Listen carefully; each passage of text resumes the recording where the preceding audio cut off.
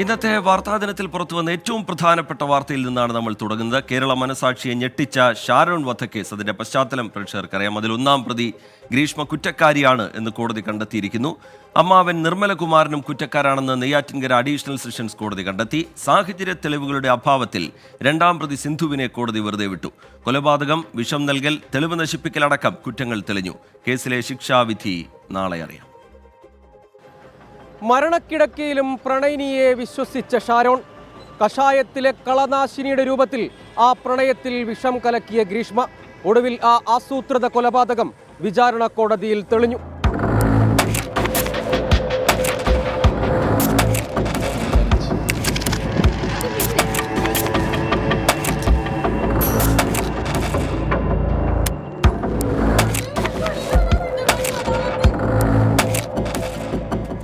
വിഷം കീഴ്പ്പെടുത്തിയ ഷാരോൺ നീണ്ട 11 ദിവസമാണ് വീട്ടിലും ആശുപത്രിയിലും അവശനായി കിടന്നത്. പ്രണയിനി ചതിച്ചുവെന്ന് ഷാരോൺ കരുതിയതേയില്ല. മരണത്തിലേക്ക് നടന്നെടുക്കുന്നതിന് തൊട്ടു മുൻപ് ICUവിൽ വെച്ചാണ് ഷാരോൺ പിതാവിനോട് ഗ്രീഷ്മയാണ് ചതിച്ചതെന്ന് തുറന്നു പറയുന്നത്.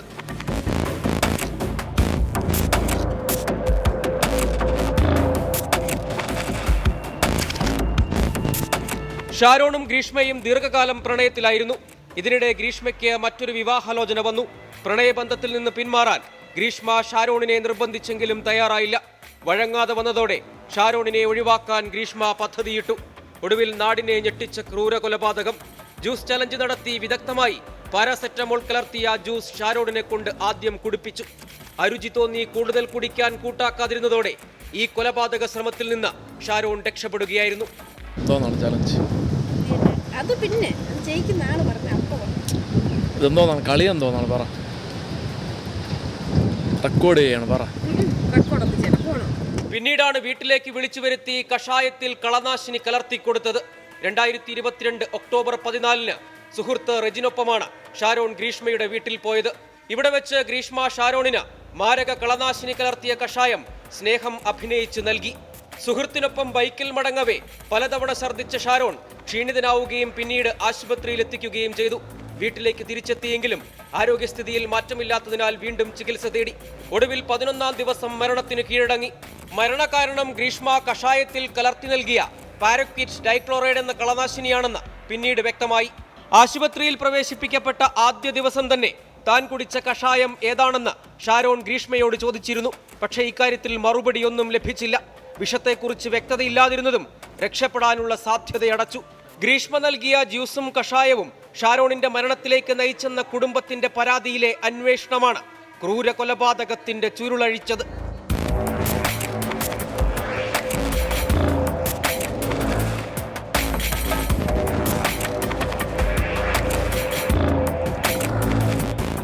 ഒടുവിൽ സാഹചര്യ തെളിവുകൾ, സാക്ഷിമൊഴികൾ, ഡിജിറ്റൽ തെളിവുകൾ ഉൾപ്പെടെ പരിഗണിച്ച് ഗ്രീഷ്മ കുറ്റക്കാരിയാണെന്ന് നെയ്യാറ്റിൻകര അഡീഷണൽ സെഷൻസ് കോടതി കണ്ടെത്തി.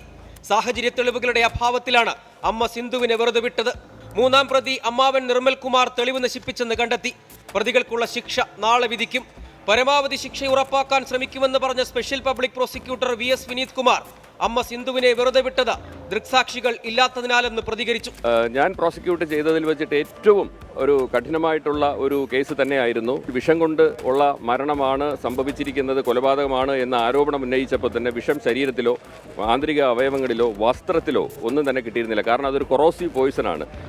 തെളിവ് ശേഖരണത്തിനുൾപ്പെടെ പോലീസ് നടത്തിയ ജാഗ്രത ഫലം കണ്ടുവെന്ന് അന്വേഷണ ഉദ്യോഗസ്ഥരും പ്രതികരിച്ചു. ഇത്തരം ശാസ്ത്രീയമായ തെളിവുകളുടെ അടിസ്ഥാനത്തിലാണ് ഇത്തരം ഒരു നല്ലൊരു വിധി ഇതിലേക്ക് വന്നിട്ടുള്ളത്. ഇത് നമുക്ക് തെളിവുകൾ ലഭിക്കുക എന്നുള്ളതാണ് പ്രധാനം. അപ്പം ഇതൊന്നും ചിലപ്പം മറ്റെന്തെങ്കിലും ഉപദേശം കിട്ടിയതിൻ്റെയൊക്കെ ബലത്തിലായിരിക്കാം.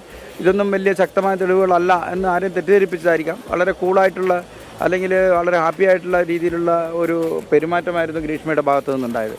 ഷാരോണിനെ കൊലപ്പെടുത്തണമെന്ന ഉദ്ദേശത്തോടെ വീട്ടിലേക്ക് വിളിച്ചു വരുത്തിയ അതേ ദിവസം തന്നെ സാവധാനം മനുഷ്യ ശരീരത്തിൽ പ്രവർത്തിക്കുന്ന വിഷത്തിന്റെ പ്രവർത്തന രീതി ഗ്രീഷ്മ ഇന്റർനെറ്റിൽ തിരഞ്ഞു പഠിച്ചതുൾപ്പെടെ അന്വേഷണത്തിൽ നിർണായകമായി. വിധിക്ക് പിന്നാലെ ഒന്നും പ്രതികരിക്കാതെ ഗ്രീഷ്മ ജയിലിലേക്ക്.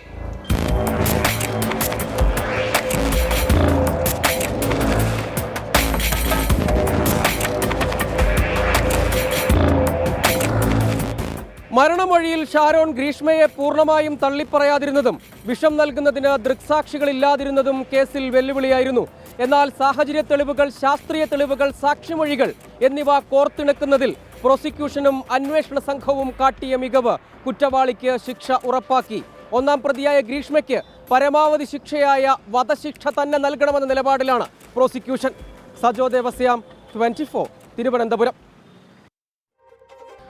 ഐ ലീഗിൽ തുടർച്ചയായ 3ാം ജയം ലക്ഷ്യമിട്ട് ഗോകുലം കേരള FC ഉടൻ കളത്തിൽ. നാംധാരി FCക്കെതിരായ മത്സരം 7 മണിക്ക് കോഴിക്കോട് കോർപ്പറേഷൻ സ്റ്റേഡിയത്തിൽ ആരംഭിക്കാൻ പോകുന്നു. സമീർ സി മുഹമ്മദ് വിവരങ്ങളുമായി ചേരുന്നുണ്ട്. സമീർ, ഇനി ഏതാണ്ട് 15 മിനിറ്റ് സമയം മാത്രമാണ് ബാക്കിയുള്ളത്. വിജയം തന്നെയാണ് ലക്ഷ്യം. ടീം എന്താണ്, എത്രത്തോളം ആത്മവിശ്വാസം വെച്ച് പുലർത്തുന്നുണ്ട്, നിര എങ്ങനെയാണ്, വിശദാംശങ്ങൾ സമീർ? റിജിത്ത്, ഗോകുലം കേരള FC വലിയ പ്രതീക്ഷയിലാണ്. ആദ്യ ഘട്ടത്തിൽ ഒന്ന് പതിഞ്ഞാണ് തുടങ്ങിയത്. പക്ഷേ പിന്നീട് മത്സരത്തിലേക്ക്, ഈ ലീഗിലേക്ക് തിരിച്ചു വരുന്ന ഒരു കാഴ്ചയാണ് കണ്ടത്. അതിൽ ഏറ്റവും ഒടുവിൽ നടന്നിട്ടുള്ള 2 മത്സരങ്ങളും മിന്നുന്ന വിജയം കൂടെ സ്വന്തമാക്കാൻ അവർക്ക് കഴിഞ്ഞു. ഡൽഹി FCയെ എതിരില്ലാത്ത 5 ഗോളുകൾക്കും, അതുപോലെ തന്നെ പിന്നീട് നടന്നിട്ടുള്ള മത്സരത്തിൽ ഡംബോ FCയെ ഏകപക്ഷീയമായ 1 ഗോളിനും തോൽപ്പിച്ചു. അങ്ങനെ ആ ഒരു വിജയത്തിൻ്റെ തുടർച്ചയായിക്കൊണ്ടാണ് അവരിങ്ങോട്ട് എത്തുന്നത്. ആ തുടർ വിജയത്തിൻ്റെ ഒരു ബാക്കി പത്രം കൂടിയായിട്ട് കോഴിക്കോട് കോർപ്പറേഷൻ സ്റ്റേഡിയത്തിലും ഇന്ന് വിജയിക്കാൻ കഴിയും എന്നുള്ള ഉറച്ച പ്രതീക്ഷയാണ് ഗോകുലം കേരള FCക്കുള്ളത്. നാംധാരി FCയും കരുത്തരായ ടീമാണ്. പോയിന്റ് പട്ടികയിൽ 2ാം സ്ഥാനത്താണ് നാംധാരി FC. ഒപ്പം തന്നെ 4ാം സ്ഥാനത്ത് ഗോകുലം കേരള FCയും. എന്തായാലും മത്സരം വളരെ ആവേശകരമായൊരു മത്സരമായിരിക്കും എന്നതിൽ സംശയമില്ല. ആരാധകരൊക്കെ തന്നെ എത്തിയിട്ടുണ്ട്. 2 ടീമുകളും വലിയ ആത്മവിശ്വാസത്തോടു കൂടി തന്നെയാണ് എത്തിയിട്ടുള്ളത്. ഇന്നലെ നമുക്ക് ഉച്ചയ്ക്ക് ശേഷം 2 ടീമുകളും വലിയ ഒരു നീണ്ടു നിൽക്കുന്ന പരിശീലനമൊക്കെ തന്നെ പൂർത്തീകരിച്ചിട്ടുണ്ട്. എന്തായാലും വലിയ ആത്മവിശ്വാസത്തിൽ തന്നെയാണ് 2 ടീമും ഉള്ളത്. ഈ ജയത്തോടു കൂടെ 2ാം സ്ഥാനത്തേക്ക് എത്താൻ ഗോകുലം കേരള FCക്ക് കഴിയും. അതേസമയം നാംധാരിയാണ് വിജയിക്കുന്നതെങ്കിൽ അവർക്ക് 1ാം സ്ഥാനത്തെത്താൻ കഴിയും. അങ്ങനെയാണ് പോയിന്റ് നില ഉള്ളത്. റീജിത്ത്. ശരി, സമീർ സി മുഹമ്മദ് വിവരങ്ങൾ നൽകുകയായിരുന്നു. തികഞ്ഞ പ്രതീക്ഷയോടുകൂടി ഗോകുലം വീണ്ടും ഇറങ്ങാൻ പോവുകയാണ്. ഇനി 15 മിനിറ്റ് സമയം മാത്രമാണ് മത്സരത്തിന് ബാക്കിയുള്ളത്. വയോധികയെ ഭക്ഷണത്തിൽ വിഷം കലർത്തി കൊലപ്പെടുത്തിയ മണ്ണാർക്കാട് നബീസ കൊലപാതക കേസിൽ പ്രതികൾ കുറ്റക്കാരാണെന്ന് കോടതി. തോട്ടര സ്വദേശിനിയായ നബീസയെ കൊലപ്പെടുത്തിയത് പേരക്കുട്ടി ബഷീറും ഭാര്യ ഫസീലയും ചേർന്നാണ്. പ്രമാദമായ കൂടത്തായി കേസിനോട് സാമ്യതകൾ ഏറെയുള്ള കേസിൽ 9 വർഷങ്ങൾക്ക് ശേഷമാണ് നാളെ പ്രതികൾക്ക് ശിക്ഷ വിധിക്കാനിരിക്കുന്നത്.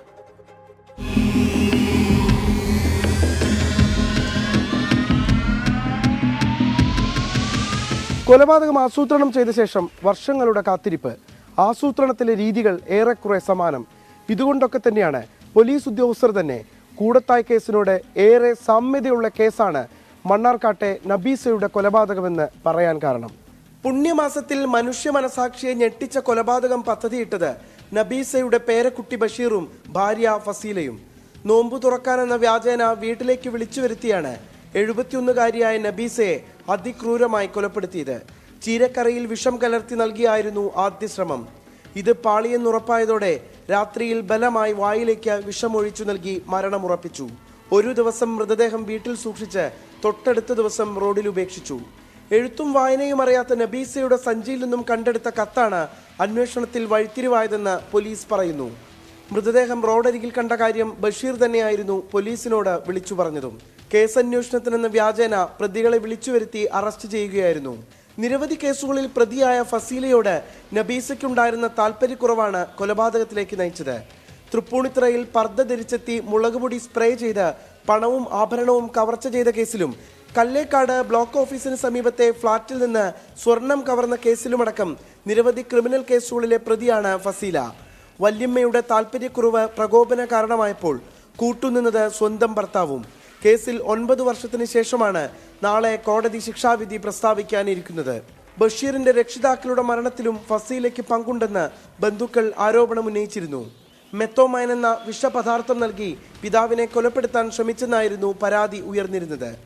പുണ്യമാസത്തിലെ കൊടും ക്രൂരതയ്ക്ക് എന്ത് ശിക്ഷയെന്നറിയാനുള്ള കാത്തിരിപ്പിലാണ് നബീസയുടെ ബന്ധുക്കൾ. മറ്റു ദുരൂഹ മരണങ്ങളിൽ അന്വേഷണം വേണമെന്ന ആവശ്യവും സജീവമാണ്. നിഖിൽ പ്രമേഷ്, 24, പാലക്കാട്. ഇപ്പോൾ ലഭിക്കുന്ന ഒരു വാർത്തയിലേക്കാണ്. അത് പത്തനംതിട്ടയിൽ നിന്നാണ്. സ്വകാര്യ ബസ് സ്റ്റാൻഡിൽ സ്കൂൾ വിദ്യാർത്ഥികൾ തമ്മിൽ ഏറ്റുമുട്ടി. പ്രമാടം നേതാജി ഹയർ സെക്കൻഡറി സ്കൂളിലെ വിദ്യാർത്ഥികളും തൈക്കാട് ഗവൺമെന്റ് ഹയർ സെക്കൻഡറി സ്കൂളിലെ വിദ്യാർത്ഥികളുമാണ് ഏറ്റുമുട്ടിയത്. ശ്രീകുമാരൻ വിവരങ്ങളുമായി പത്തനംതിട്ടയിൽ നിന്ന് ചേരുന്നുണ്ട്. ശ്രീത്ത്, ഇങ്ങനെ 2 സ്കൂളുകളിലെ വിദ്യാർത്ഥികൾ തമ്മിലടിക്കുക, അതിൻ്റെ ദൃശ്യങ്ങൾ പുറത്തു വരിക. കഴിഞ്ഞ ദിവസം തിരുവനന്തപുരത്ത് നിന്നായിരുന്നെങ്കിൽ ഇപ്പോൾ പത്തനംതിട്ടയിൽ നിന്ന് എന്താണ് സംഭവിച്ചത്? ശ്രീ ഇത് സ്ഥിരം സംഭവമാണ്. Pathanamthitta bus stand, private bus stand, KSRTC bus stand എന്നിവിടങ്ങളിലെല്ലാം തന്നെ വിദ്യാർത്ഥികൾ പല മേഖലകളായി തമ്പടിച്ച് ഇത്തരത്തിൽ വഴക്ക് കൂടുന്നത് പതിവാണ്. പക്ഷെ അത് ഇത്തവണ കുറച്ച് അധികമായി എന്ന് മാത്രമേ ഉള്ളൂ. ഇത് നേതാജി ഹയർ സെക്കൻഡറി സ്കൂള്, അത് പ്രമാണത്തെ ഏറ്റവും പ്രധാനപ്പെട്ട സ്കൂളാണ്. കൂടാതെ തൈക്കാവിലെ സ്കൂള്, അതും ഏറ്റവും പ്രധാനപ്പെട്ട സ്കൂൾ തന്നെയാണ്. ഈ വിദ്യാർത്ഥികൾ തമ്മിൽ ചെറിയ പ്രശ്നങ്ങൾ ഉണ്ടായിരുന്നു. രണ്ട് സ്കൂളുകളിലെ വിദ്യാർത്ഥികൾ തമ്മിൽ ഗ്രൂപ്പ് തിരിഞ്ഞ് ഉണ്ടായ ചെറിയ സംഘർഷമാണ് പിന്നീട് അത് ബസ് സ്റ്റാൻഡ് പരിസരത്തേക്ക് എത്തിയതെന്നാണ് മനസ്സിലാക്കുന്നത്. എന്തായാലും നാട്ടുകാർ ഈ വിഷയത്തിൽ ഇടപെട്ടു. അത് പ്രധാനമായും ഇത് യാത്രക്കാരുടെ ദേഹത്തേക്ക് അടക്കം ഈ സംഘർഷം വ്യാപിക്കുന്ന ഒരു സാഹചര്യം ഉണ്ടായി. അപ്പോഴാണ് നാട്ടുകാർ ഇടപെട്ടത്. എന്തായാലും നാട്ടുകാർ ഇടപെട്ട് അപ്പോൾ തന്നെ പറഞ്ഞു വിടുകയായിരുന്നു. അവിടുത്തെ ബസ് ജീവനക്കാരും അതുപോലെ തന്നെ സ്ഥാപനത്തിലെ ഉടമകളൊക്കെ, കച്ചവടക്കാരൊക്കെ ഉണ്ടായിരുന്നു. അവരാണ് ഇടപെട്ട് പറഞ്ഞു വിടുന്നത്. ഇത് സ്ഥിരം സംഭവമാണ്. നാട്ടുകാർക്ക് ഇത് വലിയ ബുദ്ധിമുട്ടാണെന്നാണ് അവിടുത്തെ ബസ് ജീവനക്കാരും അതുപോലെ തന്നെ കടയുടമകളും കടയിലെ ജീവനക്കാരും ഒക്കെ പറയുന്നത്. ശരി, ശ്രീകുമാരൻ പത്തനംതിട്ടയിൽ നിന്ന് വിവരങ്ങൾ നൽകുകയായിരുന്നു. രണ്ട് സ്കൂളിലെ വിദ്യാർത്ഥികളാണ് തമ്മിലടിച്ചത്. ചെറിയൊരു ഇടവേളയിലേക്ക് പോകാനുള്ള സമയമായിരിക്കുകയാണ്. ഇടവേളയിലേക്ക് പോകുന്നതിന് മുമ്പ് കമന്റ് ബോക്സിലേക്ക് ഒന്ന് പോവുകയാണെങ്കിൽ വിവിധ വാർത്തകളുമായി ബന്ധപ്പെട്ടുള്ള പ്രേക്ഷകരുടെ പ്രതികരണങ്ങൾ, അതിൽ തന്നെ ഈ പാറശാല ഷാരോൺ വധക്കേസുമായി ബന്ധപ്പെട്ട് ശിക്ഷാവിധി എന്താണ് എന്നറിയാൻ നാളത്തെ ദിനത്തിനായി കാത്തിരിക്കുന്നു എന്ന് പറയുന്ന ഒരുപാട് പ്രേക്ഷകരുണ്ട്. ഈ ചേന്നമംഗലത്തെ ക്രൂര കൊലപാതകവുമായി ബന്ധപ്പെട്ട് പ്രതിക്ക് കർശന ശിക്ഷ, മാതൃകാപരമായ ശിക്ഷ ഉണ്ടാകണം എന്നുള്ള ആവശ്യം പ്രേക്ഷകർ മുന്നോട്ട് വയ്ക്കുന്നുണ്ട്. ഇടവേളയിലേക്ക് പോകുന്നതിന് മുമ്പ് വളരെ പെട്ടെന്ന് നമുക്കൊരു വാർത്തയിലേക്ക് കൂടി കിടക്കാം. കേരളത്തിൽ ഹോട്ടൽ മാലിന്യവുമായി എത്തിയ പിക്കപ്പ് വാൻ കന്യാകുമാരിയിൽ പിടിയിലായിട്ടുണ്ട്. ഡ്രൈവർ ജെയിൻ അറസ്റ്റിലായി എന്നാണ് വിവരം. കന്യാകുമാരി പോലീസ് നടത്തിയ വാഹന പരിശോധനയിലാണ് പിടിയിലായത്. മുഹമ്മദ് റഹീസ് വിവരങ്ങളുമായി ചേരുന്നുണ്ട് ചെന്നൈയിൽ നിന്ന്. റഹീസ്, വിശദാംശങ്ങൾ എന്താണ് റഹീസ്?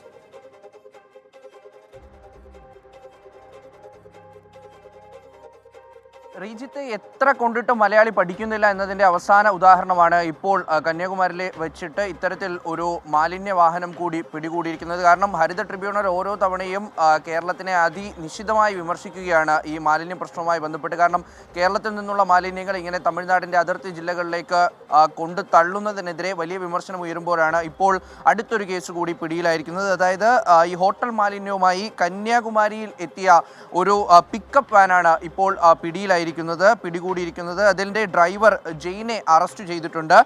കന്യാകുമാരി പോലീസ് നടത്തിയ പരിശോധനയിലാണ് ഈ അതിർത്തി ചെക്ക് പോസ്റ്റുകളിലൊക്കെ ഇപ്പോൾ പരിശോധന വലിയ ശക്തമാണ്.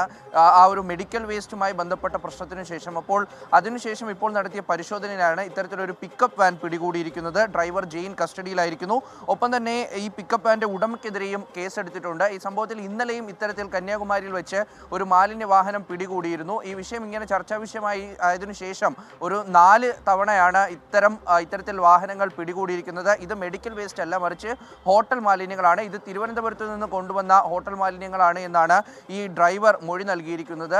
ഈ വാഹനത്തിൻ്റെ ഉടമയെ ഇപ്പോൾ പോലീസ് ചോദ്യം ചെയ്യലിലേക്ക് കടന്നിട്ടുണ്ട്. അദ്ദേഹത്തിനെയും അറസ്റ്റ് ചെയ്യുമെന്നാണ് ഇപ്പോൾ ലഭിക്കുന്ന വിവരം. എന്തായാലും തുടർച്ചയായി ഇത്തരത്തിൽ ഇങ്ങനെ മാലിന്യങ്ങൾ ഒരു സംസ്ഥാനത്ത് നിന്ന് മറ്റൊരു സംസ്ഥാനത്തേക്ക് എത്തിക്കുന്നത് കേരളത്തിന് പ്രത്യേകിച്ച് നാണക്കേടാണ്. ഒപ്പം തന്നെ ഈ ഹരിത ട്രിബ്യൂണലിൻ്റെ ഒക്കെ അടുത്ത് ഈ മെഡിക്കൽ മാലിന്യവുമായി ബന്ധപ്പെട്ട കേസ് മുന്നോട്ട് പോകുമ്പോൾ അത് വലിയൊരു ചോദ്യചിഹ്നമായി മാറുകയും ചെയ്യും. വലിയ വിമർശനമാണ് ഇനിയും കാത്തിരിക്കുന്നത്. റീജിത്ത്. ശരി, മുഹമ്മദ് റഹീസ് ചെന്നൈയിൽ നിന്ന് വിവരങ്ങൾ നൽകുകയായിരുന്നു. മാജിക് മഷ്റൂം ലഹരി വസ്തു അല്ല എന്ന് ഹൈക്കോടതി പറയുന്നു. ലഹരി കേസ് പ്രതിക്ക് ജാമ്യം അനുവദിച്ചുകൊണ്ടാണ് കോടതി ഇങ്ങനെയൊരു നിരീക്ഷണം നടത്തുന്നത്. എന്താണ് കോടതി അതുമായി ബന്ധപ്പെട്ട് വിശദമായി പറഞ്ഞിട്ടുള്ളത് എന്നുള്ള കാര്യം നമുക്ക് പരിശോധിക്കേണ്ടതുണ്ട്. ശ്രീകാന്ത് വിവരങ്ങളുമായി ചേരുന്നുണ്ട് കൊച്ചിയിൽ നിന്ന്. ശ്രീകാന്ത്, എന്താണ് കോടതി വ്യക്തമാക്കിയത്? കോടതി അതിനെ കാണുന്നത് എങ്ങനെയാണ്? ശ്രീകാന്തിലേക്ക് അല്പസമയത്തിനകം തന്നെ എത്താം. ടെലിഫോൺ ബന്ധം നഷ്ടമായിട്ടുണ്ട്. ഹൈക്കോടതി ഒരു നിരീക്ഷണം നടത്തിയിരിക്കുന്നു. അതാണിപ്പോൾ വാർത്തയായി മാറുന്നത്. മാജിക് മഷ്റൂം ലഹരി വസ്തു അല്ല എന്നാണ് ഹൈക്കോടതി വ്യക്തമാക്കിയിരിക്കുന്നത്. ഏത് പശ്ചാത്തലത്തിലാണ്, എന്താണ് അതുമായി ബന്ധപ്പെട്ട് കൂടുതലായി കോടതി പറഞ്ഞിട്ടുള്ളത് എന്നുള്ള കാര്യം പരിശോധിക്കേണ്ടതുണ്ട്. ലഹരി കേസ് പ്രതിക്ക് ജാമ്യം അനുവദിച്ചുകൊണ്ടാണ് ഹൈക്കോടതിയുടെ ഈ നിരീക്ഷണം ഉണ്ടായിരിക്കുന്നത്. എസ് ശ്രീകാന്ത് വിവരങ്ങളുമായി ചേരുന്നുണ്ട്. ശ്രീകാന്ത്, എന്താണ് കോടതി കൂടുതലായി വ്യക്തമാക്കിയത്? ശ്രീകാന്ത്, ഇതൊരല്പം കൗതുകകരമായ വാർത്തയായിട്ടാണ് തോന്നുന്നത്. കാരണം മാജിക് മഷ്റൂം നമ്മളൊക്കെ കരുതിയിരുന്നത് ഇത് വലിയ ഷെഡ്യൂൾഡ് നർക്കോട്ടിക് ഡ്രഗ് ആണ് എന്ന രീതിയിലാണ്. പക്ഷെ അതിപ്പോൾ കോടതി പറയുന്നത് മാജിക് മഷ്റൂം എന്ന് പറയുന്നത് ഒരു ഷെഡ്യൂൾഡ് നർക്കോട്ടിക് ഡ്രഗ് അല്ല എന്നാണ്. മാജിക് മഷ്റൂം അത് സ്വാഭാവികമായി ഉണ്ടാകുന്ന ഒരു ഫംഗസ് ആണെന്ന് കോടതി ഇപ്പോൾ ചൂണ്ടിക്കാണിക്കുന്നു. ലഹരി കേസ് പ്രതിക്ക് ജാമ്യം അനുവദിച്ചുകൊണ്ടാണ് ഹൈക്കോടതിയുടെ നിരീക്ഷണം. 226 gram magic mushroom, 50 gram magic mushroom ക്യാപ്സ്യൂളുകളുമായാണ് ഇയാളെ പിടികൂടുകയുണ്ടായത് പോലീസ്. ഈ ഷെഡ്യൂൾഡ് ഡ്രഗ് അല്ലാത്തതിനാൽ ഇയാൾക്ക് ജാമ്യം നൽകുകയാണ് എന്നാണ് കോടതി വ്യക്തമാക്കിയത്. ഇതെന്തായാലും ഒരു പുതിയ അറിവ് കൂടിയാണ്. അത് കൗതുകകരമായ ഒരു വാർത്തയുമാണ്. ശരി, എസ് ശ്രീകാന്ത് വിവരങ്ങൾ നൽകുകയായിരുന്നു കൊച്ചിയിൽ നിന്ന്. മാജിക് മഷ്റൂം ലഹരി വസ്തുവല്ല എന്നാണ് ഹൈക്കോടതി ലഹരി കേസ് പ്രതിക്ക് ജാമ്യം അനുവദിച്ചുകൊണ്ട് നടത്തുന്ന നിരീക്ഷണം. കാസർഗോഡ് കർണാടക അതിർത്തിയായ തലപ്പാടിയിൽ പ്രദേശവാസികളിൽ നിന്ന് ടോൾ പിരിക്കുന്നതിനെതിരെ പ്രതിഷേധം ശക്തം. ടോൾ ഗേറ്റിന് 5 കിലോമീറ്റർ ചുറ്റളവിൽ താമസിക്കുന്നവർക്ക് ഇളവുണ്ടെന്നിരിക്കെ മലയാളികളിൽ നിന്ന് പണം വാങ്ങുന്നതിനെതിരെയാണ് പ്രതിഷേധം ശക്തമാകുന്നത്. അതിർത്തി മേഖലയിൽ താമസിക്കുന്ന മലയാളികളിൽ നിന്ന് ടോൾ നടത്തിപ്പുകാർ അനധികൃതമായി പണം പിരിക്കുന്നുവെന്നും പണം നൽകാത്തവരെ ഗുണ്ടകളെ ഉപയോഗിച്ച് മർദ്ദിക്കുന്നു എന്നുമാണ് നാട്ടുകാരുടെ പരാതി. ആദ്യം റിപ്പോർട്ട് കണ്ടുവരാം. കേരള കർണാടക അതിർത്തിയെ ബന്ധിപ്പിച്ച് തലപ്പാടി ടോൾ ഗേറ്റ് സ്ഥാപിതമായപ്പോൾ ടോൾ ഗേറ്റിന് 5 കിലോമീറ്റർ ചുറ്റളവിലുള്ള പ്രദേശവാസികൾക്ക് സൗജന്യ യാത്ര അനുവദിക്കുമെന്നായിരുന്നു വാഗ്ദാനം. എന്നാൽ ഇപ്പോൾ നടക്കുന്നത് കൊള്ളയാണ്. മലയാളികൾക്ക് മാത്രം യാത്രാ സൗജന്യമില്ല, കർണാടകക്കാർക്ക് യാത്രാ സൗജന്യം ഉണ്ട് താനും. ഇതിനാര് മറുപടി പറയുമെന്നാണ് പ്രധാനപ്പെട്ട ചോദ്യം. ടോൾ ഗേറ്റ് നിയമങ്ങൾ കർണാടക സ്വദേശികൾക്ക് മാത്രമായി പരിമിതപ്പെടുത്തുന്നുവെന്നാണ് കേരള കർണാടക അതിർത്തി മേഖലയിൽ താമസിക്കുന്ന മലയാളി കുടുംബങ്ങളുടെ പരാതി. അടിസ്ഥാന ആവശ്യങ്ങൾക്ക് പോലും മംഗലാപുരത്തെ ആശ്രയിക്കുന്നവരാണിവർ. പക്ഷേ ടോൾ ബൂത്ത് കടക്കണമെങ്കിൽ ഒറ്റത്തവണ 200 രൂപയിലധികം വാങ്ങുന്നുണ്ടെന്ന് നാട്ടുകാർ പറയുന്നു. മഞ്ചേശ്വരം പഞ്ചായത്തിലുള്ള മുഴുവൻ ആൾക്കാർക്കും ടോൾ ഫ്രീ എന്നായിരുന്നു വാഗ്ദാനം. ആ ടോൾ ഫ്രീ എന്ന് ഞങ്ങൾക്ക് മംഗലാപുര പ്രദേശമാണ് ഏറ്റവും അടുത്തുള്ള പട്ടണമായിട്ടുള്ളത്. ഒരു ദിവസം 4-5 പ്രാവശ്യം മംഗലാപുരം പോകേണ്ടി വരുന്ന ആൾക്കാരാണ്. ഇവിടുന്ന് ഒരു 100 മീറ്റർ ഉള്ളവർക്കും കൂടെ ടോൾ കൊടുത്തുകൊണ്ട് പോകാൻ ഒരു പ്രാവശ്യം ടോൾ അങ്ങോട്ട് പോകാൻ 110, ഇങ്ങോട്ട് വരാൻ 110, അങ്ങനെ 220 രൂപയാണ് ഒരു ദിവസം ഒരു പ്രാവശ്യം പോയിട്ട് വരാൻ വേണ്ടി. 4-5 പ്രാവശ്യം പോകുന്ന ഞങ്ങൾ നിരന്തരമായിട്ട് ടോൾ പൈസ കൊടുത്ത് പോകാനുള്ളതാണ്. ഏറ്റവും ഒരു സർവീസ് റോഡ് പോലും ഇവിടെ ഞങ്ങൾക്ക് അങ്ങോട്ട് പോകാൻ പറ്റാത്ത സ്ഥിതിയിലാണ് ഉണ്ടായത്. തലപ്പാടി ടോൾ ഗേറ്റിനടുത്ത് താമസിക്കുന്ന മലയാളികൾ കർണാടകയിലേക്ക് കടക്കുമ്പോഴുള്ള വ്യാപക പണപ്പിരിവ് ചോദ്യം ചെയ്താൽ മർദ്ദനമാണ് മറുപടിയെന്നും പരാതിയുണ്ട്. ഇതിനായി ടോൾ ഗേറ്റിൽ ഗുണ്ടകളെ നിർത്തിയിരിക്കുന്നുവെന്നാണ് നാട്ടുകാരുടെ ആരോപണം. ഞങ്ങൾ കയറാതെ ഒരു ഗവൺമെൻറ് ഓഫീസ് പോലുമില്ല, അതുപോലെ തന്നെ ഞങ്ങൾ പോകാതെ ഒരു ജനപ്രതിനിധികൾ പോലുമില്ല. കഴിഞ്ഞ മംഗലാപുരം MP ആയിരുന്ന നളിൻ കുമാർ കട്ടീലിനടക്കം ഇപ്പോഴത്തെ സ്പീക്കർ UT ഖാദർ അടക്കമുള്ള ഇവിടെയുള്ള ആരൊക്കെ ജനപ്രതിനിധികളുണ്ട് അവരൊക്കെയും ഞങ്ങൾ കണ്ടു. ആരെയും കാണാതിരുന്നില്ല, ആരെയും ഞങ്ങൾ അവഗണിച്ചില്ല. ഇതൊക്കെയും സഹിച്ചുകൊണ്ടാണ് അവസാനമാണ് ഞങ്ങൾ ആക്ഷൻ കമ്മിറ്റി രൂപീകരിക്കുകയും ഇതിനെതിരെ ശക്തമായ പോരാട്ടത്തിലേക്ക് പോകുന്നത്. 2016 ടോൾ ഗേറ്റ് സ്ഥാപിതമായി. ഇതിനുശേഷം കോവിഡ് വരെയാണ് 5 കിലോമീറ്റർ ചുറ്റളവിൽ താമസിക്കുന്നവരെ ടോൾ പിരിവിൽ നിന്ന് ഒഴിവാക്കിയത്. കോവിഡിന് ശേഷം ഇത് കർണാടകക്കാർക്ക് മാത്രമായി പരിമിതപ്പെടുത്തി. ഇക്കാര്യം ചൂണ്ടിക്കാട്ടി പരാതി നൽകിയെങ്കിലും മറുപടിയില്ലെന്നും നാട്ടുകാർ പറയുന്നുണ്ട്. വണ്ടിയിൽ പെണ്ണുങ്ങളുണ്ടെങ്കിലും അവർ നോക്കില്ല, പെണ്ണുങ്ങൾ കുട്ടികളുണ്ടെങ്കിലും അവർ ക്ഷമിക്കില്ല. ആ പൈസ എടുത്തിട്ട് അവർ നമ്മളെ വിടും. സ്കൂളിൻ്റെ കുട്ടികളും പോലും പോകാൻ വിടുന്നില്ല. മർദ്ദിക്കുന്ന അവരുടെ ഗുണ്ടായിസാണ് ഇവിടെ. നമുക്ക് മഞ്ചേശ്വരക്കാർക്ക് ഇവിടെ ടോൾ ഉണ്ടായപ്പോൾ ആദ്യം ഫ്രീ ആയിരുന്നു. ഇനിയും മഞ്ചേശ്വര പഞ്ചായത്തിലേക്ക് മൊത്തം നമ്മൾക്ക് ഫ്രീ തരണം. തലപ്പാടി ടോൾ ബൂത്തിലെ നീതി നിഷേധത്തിനെതിരെ സമരം ശക്തമാക്കാനാണ് പ്രദേശവാസികളുടെ തീരുമാനം. ഞാനിപ്പോൾ നിൽക്കുന്ന കേരളത്തിൽ നിന്ന് തലപ്പാടി ചെക്ക് പോസ്റ്റ് പിന്നിട്ട് കർണാടക അതിർത്തിയിലെത്തി ഒരു ചായ കുടിക്കണമെങ്കിൽ ചായയ്ക്ക് കൊടുക്കേണ്ടത് 10 രൂപയാണ്. പക്ഷെ മലയാളികളാണ് അങ്ങോട്ട് പോകുന്നതെങ്കിൽ 220 രൂപ കൈവശം അധികം വേണം. ഈ ടോൾ ബൂത്തിൽ വല്ലാത്തൊരു കൊള്ളയാണ്, വല്ലാത്തൊരു കഷ്ടമാണ്. അടിയന്തര ഇടപെടൽ ആവശ്യമാണ്. രജീഷ് കരുവള്ളൂരിനൊപ്പം അരുൺ പാറക്കൽ, 24 കാസർഗോഡ്. പൊതുജനം കഴുതയല്ല സാർ. അശാസ്ത്രീയമായ നിർമ്മാണം കാരണം മത്സരങ്ങൾ നടത്താനാകാത്ത ഒരു മുനിസിപ്പൽ സ്റ്റേഡിയത്തിന്റെ കഥയാണ് ഇനി പൊതുജനം കഴുതയല്ല സാർ എന്ന പരിപാടി പ്രേക്ഷകരോട് പറയാൻ പോകുന്നത്. കളിക്കാരുടെ മുഖത്തേക്ക് നേരിട്ട് സൂര്യപ്രകാശം പതിക്കുന്ന രീതിയിൽ കിഴക്ക് പടിഞ്ഞാറായാണ് നെടുമങ്ങാട് പുലിപ്പാറ മിനി സ്റ്റേഡിയം നിർമ്മിച്ചത്. ഇതിനാൽ വോളിബോൾ, ബാഡ്മിന്റൺ മത്സരങ്ങൾക്കായി നിർമ്മിച്ച സ്റ്റേഡിയത്തിൽ കളിക്കാൻ ആരും വരാതെയായി. നാശത്തിന്റെ വക്കിലാണ് സ്റ്റേഡിയം. യുവാക്കളുടെയും വിദ്യാർത്ഥികളുടെയും എല്ലാം ആവശ്യം പരിഗണിച്ച് തിരുവനന്തപുരത്തെ നെടുമങ്ങാട് നഗരസഭ ഒരു ഇൻഡോർ സ്റ്റേഡിയം പണിയാൻ തീരുമാനിക്കുന്നു. അങ്ങനെ സ്റ്റേഡിയം നിർമ്മാണം പൂർത്തിയാകുന്നു. അതാണ് ഈ സ്റ്റേഡിയം. പക്ഷേ നിർമ്മാണം പൂർത്തിയാകാതെ കാര്യമായ മത്സരങ്ങളോ പരിശീലനങ്ങളോ ഇവിടെ നടത്താൻ കഴിഞ്ഞിട്ടില്ല. അതിന് ചില കാരണങ്ങളുണ്ട്. അതിലേക്കാണ് ഇനി.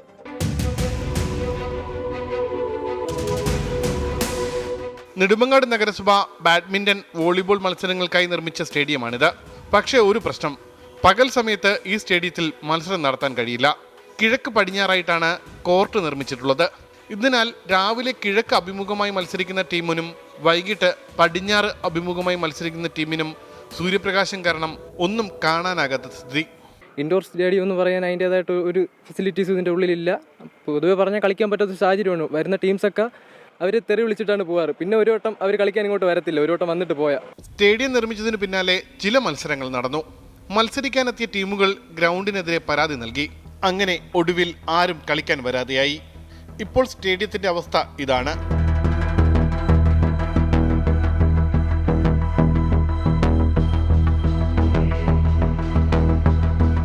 ഇതിൻ്റെ സ്ട്രക്ചറൽ പ്രോബ്ലം തന്നെയായിരിക്കും ഇവിടെ ഇതുപോലെയുള്ള ടൂർണമെൻറ്റ്സ് നടത്താൻ പറ്റാത്തത്. കിഴക്ക് പടിഞ്ഞാറ് വെട്ടം അങ്ങനെ അടിക്കുന്നത് കൊണ്ട് ഒരു പക്ഷേ രാവിലെ ഒന്നും വരുന്ന ആളുകൾക്ക് കൃത്യമായിട്ട് കളിക്കാൻ പറ്റുന്നില്ല എന്നുള്ള ഒരു പരാതി ഇവിടെ ഉണ്ട്. ഒരു ഓപ്പൺ ജിമ്മുണ്ട്, അതും തുറന്നു കൊടുക്കുന്നില്ല. വെള്ളം കെട്ടി മഴയൊക്കെ അതൊരു മെയിൻ്റെനൻസിന് ഒന്നും ചെയ്തിട്ടില്ല.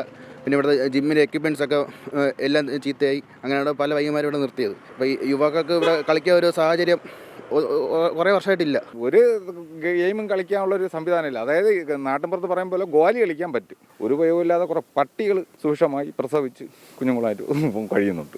രാത്രി ബാഡ്മിൻ്റൺ പരിശീലനത്തിനും പകൽ ജിമ്മിനുമായി നഗരസഭ സ്റ്റേഡിയം പുറംകരാർ നൽകിയിരിക്കുകയാണ് നിലവിൽ. 3 കോടിയോളം രൂപയായിരുന്നു സ്റ്റേഡിയത്തിന്റെ നിർമ്മാണ ചെലവ്. പൂർണ്ണമായും ഇൻഡോർ സ്റ്റേഡിയം നിർമ്മിക്കാനായിരുന്നു തുടക്കത്തിൽ പദ്ധതിയിട്ടത്. സാമ്പത്തിക പ്രതിസന്ധി കാരണം മിനി സ്റ്റേഡിയമാക്കി മാറ്റിയതാണെന്നും അതുകൊണ്ടാണ് കോർട്ടിന്റെ സ്ഥാനം ശ്രദ്ധിക്കാത്തതെന്നുമാണ് നഗരസഭയുടെ വിശദീകരണം.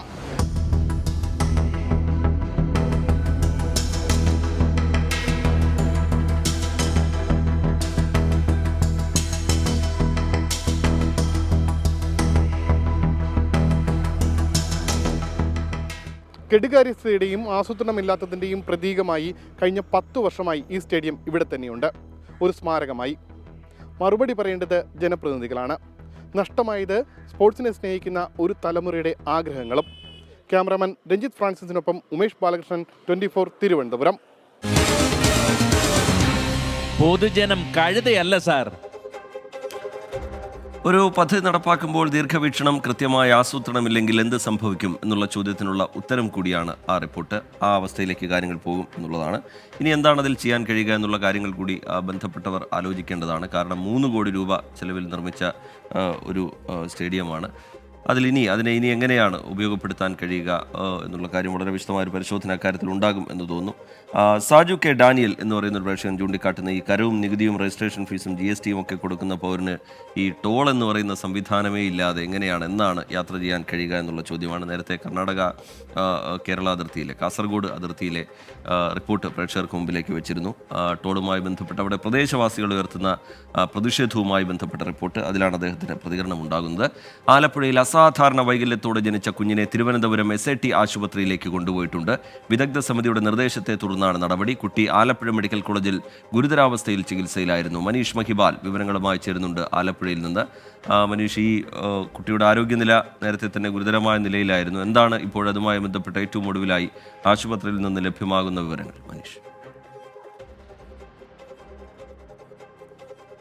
കഴിഞ്ഞ 2 ആഴ്ച മുൻപാണ് സംസ്ഥാന സർക്കാർ ഈ കുഞ്ഞിൻ്റെ ചികിത്സ സംബന്ധിച്ചുള്ള മുഴുവൻ കാര്യങ്ങളും സൗജന്യമായി ഏറ്റെടുത്തത്. പക്ഷേ 2 ദിവസങ്ങൾക്ക് മുൻപ് കുഞ്ഞിനെ വീട്ടിൽ നിന്നും ശ്വാസകോശത്തിൽ അണുബാധയുമായിട്ടാണ് ആശുപത്രിയിൽ എത്തിക്കുന്നത്. ഈ വീട്ടുകാർ ആശുപത്രിയിൽ എത്തിച്ചത് വൈകിയാണെന്നുള്ള ആരോപണം ആശുപത്രി അധികൃതർ ഉന്നയിക്കുന്നുണ്ട്. പക്ഷേ വീട്ടുകാർ ഈ കുഞ്ഞിൻ്റെ രക്ഷിതാക്കളെ അറിയിക്കുന്നത് സൗജന്യ ചികിത്സ സർക്കാർ പ്രഖ്യാപിച്ചെങ്കിലും വേണ്ട തരത്തിലുള്ള പരിചരണം കുഞ്ഞിന് ലഭിച്ചില്ല എന്നുള്ളതാണ്.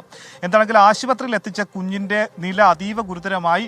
കുഞ്ഞിനെ ക്രിട്ടിക്കൽ കെയർ യൂണിറ്റിലായിരുന്നു, വെന്റിലേറ്ററിലായിരുന്നു കുഞ്ഞുണ്ടായിരുന്നത്. പിന്നീട് വിദഗ്ധ സംഘം തിരുവനന്തപുരം മെഡിക്കൽ കോളേജിൽ നിന്നും ഇന്നലെ രാവിലെയാണ് ആലപ്പുഴ മെഡിക്കൽ കോളേജിലെത്തി കുഞ്ഞിനെ പരിചരിച്ചത്. പിന്നീട് കുഞ്ഞിനെ കുറച്ചുകൂടി വിദഗ്ധ ചികിത്സ വേണം എന്നതിൻ്റെ അടിസ്ഥാനത്തിലാണ് തിരുവനന്തപുരത്തെ ശ്രീ അവിട്ടം തിരുനാൾ ആശുപത്രിയിലേക്ക് കുഞ്ഞിനെ ഇന്ന് വൈകുന്നേരത്തോടുകൂടി മാറ്റിയത്. കുഞ്ഞിൻ്റെ നിലവിൽ ആരോഗ്യ പ്രശ്നം ശ്വാസകോശത്തിൽ അണുബാധയുണ്ട്. ഒപ്പം തന്നെ കുഞ്ഞിന് കുഞ്ഞിന് ഹൃദയത്തിന് തകരാറുണ്ട്. മറ്റ് ആന്തരിക അവയവങ്ങളിലേക്ക് കൂടി അണുബാധ പകരാതിരിക്കാൻ വേണ്ടിയിട്ടാണ് കൂടുതൽ പരിചരണം നൽകുന്നത്. അങ്ങനെ കുഞ്ഞിന് അസാധാരണ വൈകല്യം ഉള്ളത് കൊണ്ട് തന്നെ ജന്മനാ ഉള്ള വൈകല്യം കുഞ്ഞിനുള്ളത് കൊണ്ട് ഇത്തരത്തിലുള്ള അണുബാധ വന്നാൽ അത് വലിയ രീതിയിൽ ആരോഗ്യത്തെ ബാധിക്കും. കഴിഞ്ഞ വർഷം നവംബർ 8-നാണ് അസാധാരണ വൈകല്യത്തോടെ ആലപ്പുഴ സക്കറിയ ബസാർ സ്വദേശിയായിട്ടുള്ള അനീഷ് സുറുമി ദമ്പതികൾക്ക് ഈ കുഞ്ഞ് ജനിച്ചത്. ഈ ലാബ് ആദ്യം നടത്തിയ സ്വകാര്യ ലാബുകളിലെ പരിശോധനയിൽ കുഞ്ഞിൻ്റെ അസാധാരണ ഈ രൂപം അല്ലെങ്കിൽ അത്തരത്തിലുള്ള വൈകല്യത്തെ സംബന്ധിച്ച് യാതൊരു വ്യക്തതയും വരുത്തിയിരുന്നില്ല. അതിനെ സംബന്ധിച്ച് ഇവർ നൽകിയ പരാതിയിൽ ആലപ്പുഴ സൗത്ത് പോലീസ് 4 ഡോക്ടർമാർക്കെതിരെ ആലപ്പുഴ വനിതാ ശിശു ആശുപത്രിയിലെ സർക്കാർ ആശുപത്രിയിലെ സീനിയർ ഗൈനക്കോളജിസ്റ്റുകളായിട്ടുള്ള 2 ഡോക്ടർമാർ ഉൾപ്പെടെ ലാബിലെ 2 റേഡിയോളജിസ്റ്റ് ഉൾപ്പെടെ 4 ഡോക്ടർമാർക്കെതിരെ നടപടി പോലീസ് കേസെടുത്തിരുന്നു. പക്ഷേ ആരോഗ്യ വകുപ്പ് ഇത് സംബന്ധിച്ച് ഒരു അന്വേഷണം നടത്തി ഡോക്ടർമാർക്ക് താക്കീത് മാത്രമാണ് നൽകിയത് എന്നുള്ള വലിയ ആക്ഷേപം നിലവിൽ ഈ കുടുംബം ഉയർത്തുന്നുണ്ട്. എന്താണെങ്കിലും കുഞ്ഞിൻ്റെ നില അതീവ ഗുരുതരമായി തുടരുകയാണ്. നിലവിൽ ഇനി ഉള്ള ചികിത്സ തിരുവനന്തപുരത്തെ സ്വകാര്യ ആശുപത്രിയിലായിരിക്കും. ശരി, ആലപ്പുഴയിൽ അസാധാരണ വൈകല്യത്തോടെ കുഞ്ഞ് ജനിച്ച സംഭവം അതിലിപ്പോൾ വിദഗ്ധ ചികിത്സ നടക്കുകയാണ്. അതിൻ്റെ ഭാഗമായിട്ടാണ് ആശുപത്രിയിലേക്ക് കൊണ്ടുപോയിരിക്കുന്നത്. മൃതദേഹങ്ങൾ സംസ്കരിക്കാൻ സ്ഥലമില്ലാതെ കോട്ടയം നഗരസഭയ്ക്ക് കീഴിലുള്ള മുട്ടമ്പലത്തെ പൊതുശ്മശാനം അടച്ചുപൂട്ടിയതോടെ മൃതദേഹങ്ങൾ സംസ്കരിക്കാൻ സ്ഥലമില്ലാതായി. ദൂരെ സ്ഥലങ്ങളിൽ സംസ്കാര ചടങ്ങുകൾ നടത്തേണ്ട അവസ്ഥയിലാണ് നാട്ടുകാർ. അറ്റകുറ്റപ്പണിക്ക് വേണ്ടി 2 മാസമായി അടഞ്ഞുകിടക്കുകയാണ് പൊതുശ്മശാനം. എത്രയും വേഗം അറ്റകുറ്റപ്പണി പൂർത്തിയാക്കി ശ്മശാനം തുറക്കണമെന്നാണ് ഉയരുന്ന ആവശ്യം.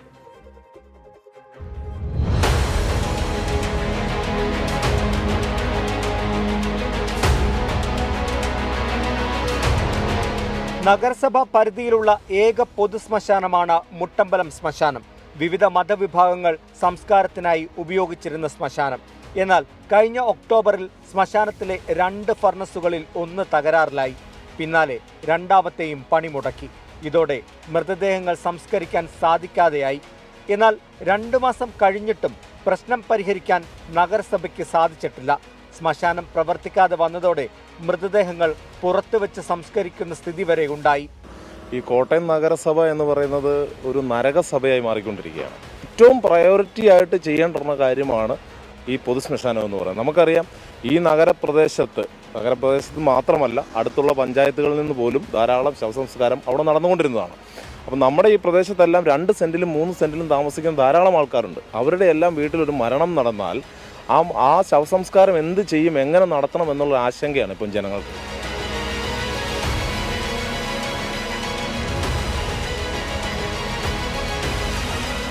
ശ്മശാനം പൂട്ടിയതോടെ ദൂരസ്ഥലങ്ങളിലേക്ക് മൃതദേഹങ്ങൾ സംസ്കരിക്കാനായി കൊണ്ടുപോകുകയാണ്. ഫർണസുകളുടെ ബ്ലോവറിനുണ്ടായ തകരാറാണ് പ്രശ്നത്തിന് കാരണം. നഗരസഭയിലെ എഞ്ചിനീയറിംഗ് വിഭാഗം ഒരു കമ്പനിക്ക് കരാർ നൽകി. എന്നാൽ ഇവർ കൃത്യസമയത്ത് എത്തിയില്ല. നിലവിൽ കൂടുതൽ തുക ഇതിനായി കണ്ടെത്തണമെന്നാണ് നഗരസഭ പറയുന്നത്.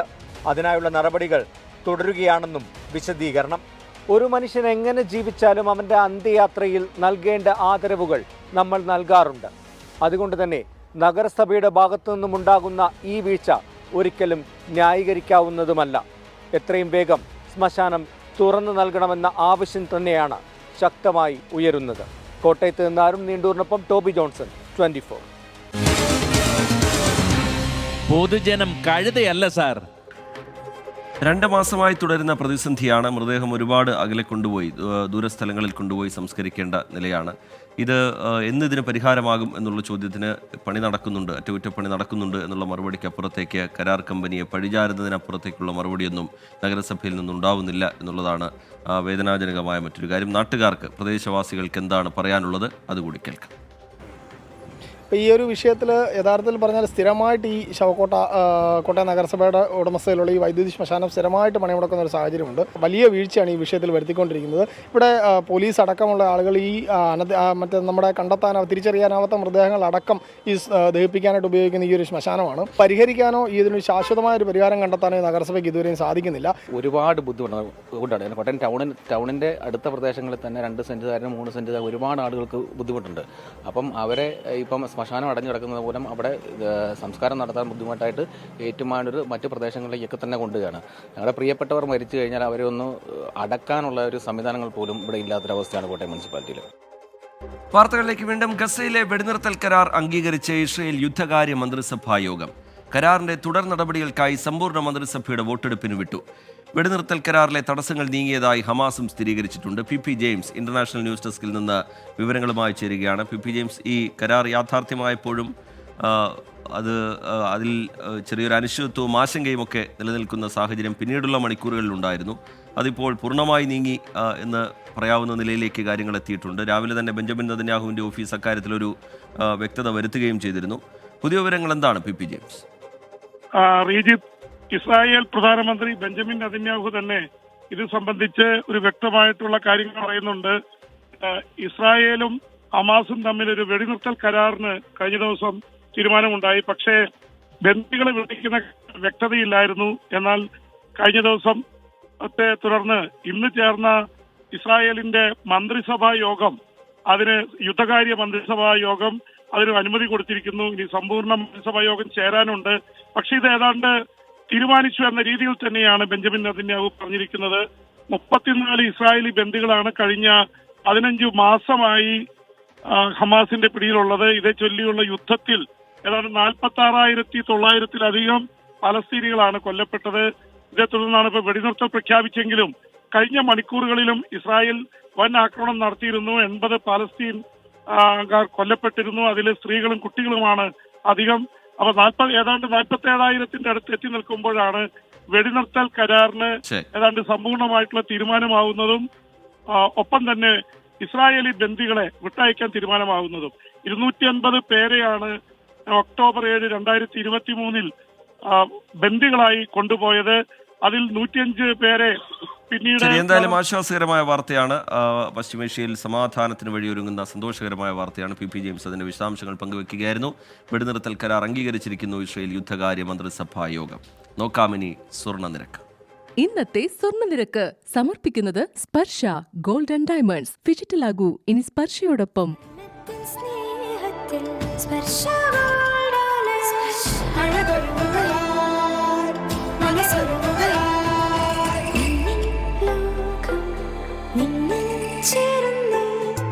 സ്വർണ്ണത്തിൻ സ്നേഹത്തിൽ സ്പർശ